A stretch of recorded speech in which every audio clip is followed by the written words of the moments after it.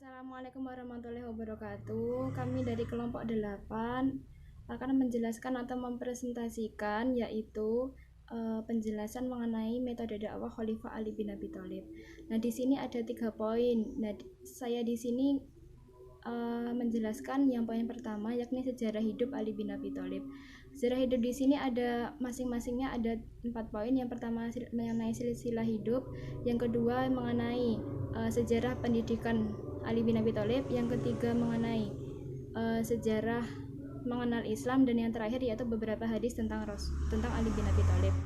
Nah, di sini yaitu mengenai silsilah hidup Ali bin Abi Thalib, yakni beliau adalah putra dari perkawinan Abu Thalib bin Abdul Muthalib bin Hashim bin Abdul Manaf dengan Fatimah binti Asad bin Hashim bin Abdul Manaf, sama ayahnya Asad yang berarti singa.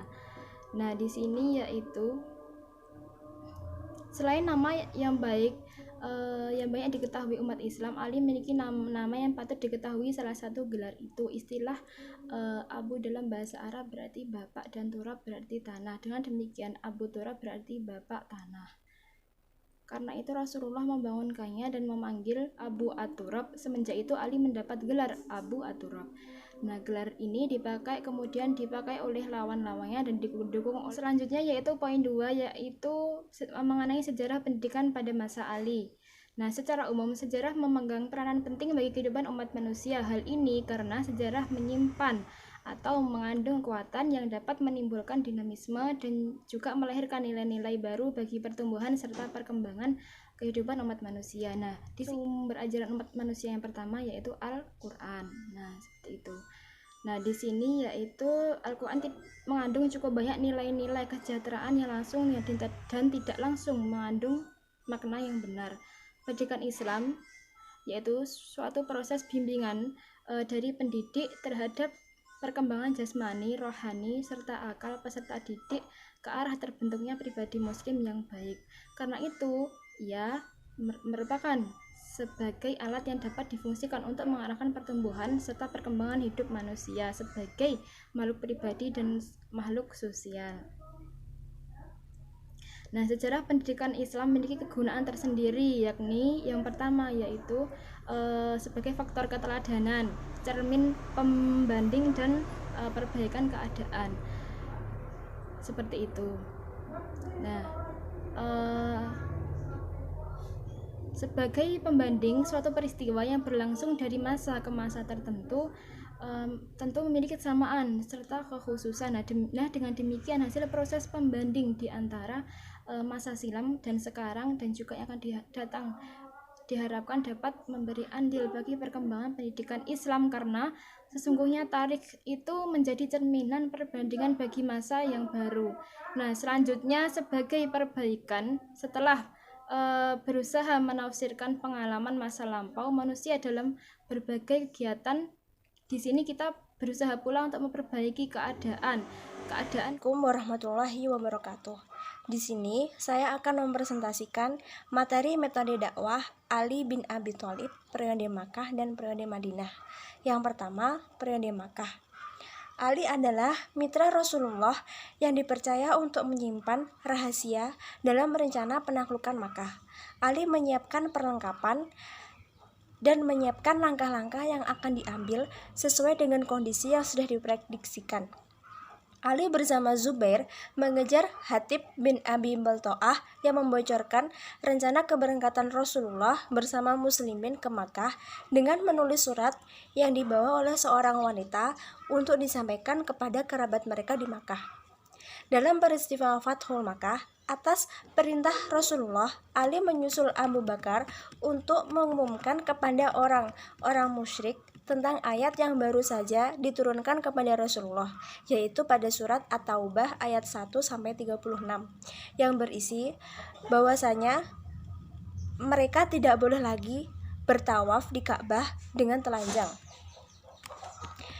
Kemudian Rasulullah mengutus Ali untuk mengumpulkan harta rampasan perang dan menghancurkan setiap berhala yang mereka temui.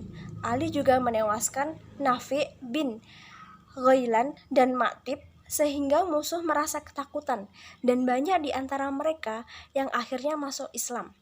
Dalam perang Tabuk, Rasulullah menyerahkan urusan keluarganya sendiri kepada Ali karena orang-orang munafik yang dipimpin oleh Abdullah bin Ubay dan mereka yang masih lemah imannya lebih memilih tinggal di Madinah. Yang kedua, periode Madinah. Ali menyusul Rasulullah ke Madinah dengan menempuh perjalanan yang panjang, yang meletihkan, menakutkan, dan bahaya. Dan Ali menjalani ini semua dengan keberanian dan tawakal, karena Ali tahu dan Ali menyadari bahwa apa yang dilakukan oleh Rasulullah jauh lebih berbahaya dan lebih beresiko dibandingkan dengan apa yang dilakukan oleh Ali. Dan Ali pada periode Madinah ini mengingatkan kepada umat Islam agar memadamkan api fanatisme, kesombongan, dan kedengkian jahiliyah yang bersarang dalam hati mereka. Karena hal itu merupakan tipu muslihat atau bisikan setan yang akan menjerumuskan pada permusuhan.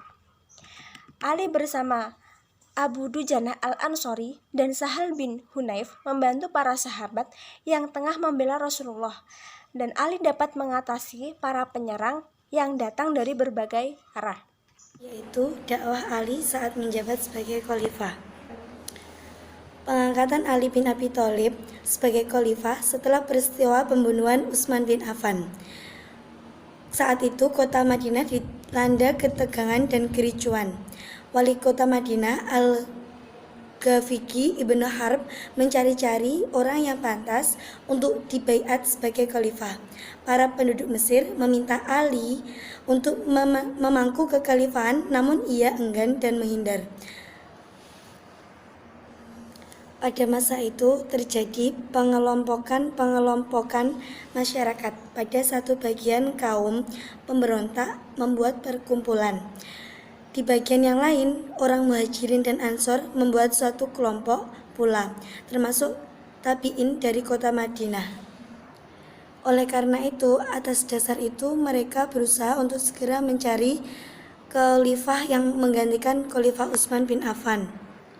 Pada saat itu ada 6 sahabat Nabi yang dipilih Umar sebelum wafat, yaitu Ali bin Abi Thalib, Thalhah, Zubair, dan Sa'ad bin Abi Waqqas. Dilihat dari berbagai segi, Ali dianggap yang paling utama dan yang paling kompeten dalam menduduki posisi kekhalifahan.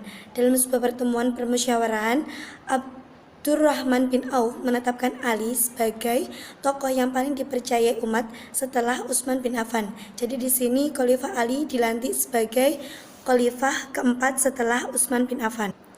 Selanjutnya, poin kedua yaitu khutbah atau pidato Ali. Di sini setelah Ali dibaiat sebagai khalifah, Ali berpidato. Pada waktu pembaiatan, yaitu pidatonya berisi, "Wahai manusia, kamu telah membaiatku sebagaimana yang telah kamu lakukan kepada khalifah-khalifah lebih terdahulu. Aku hanya boleh menolak sebelum jatuh pilihan. Apabila pilihan telah jatuh, menolak tidak boleh lagi. Imam harus teguh dan rakyat harus patuh. Baiat terhadap diriku inilah baiat yang rata dan yang umum. Barang siapa yang memungkirinya, maka terpisahlah ia dari agama Islam." Sekian presentasi dari kami kelompok 8. Apabila banyak kurangnya, kami mohon maaf yang sebesar-besarnya. Wassalamualaikum warahmatullahi wabarakatuh.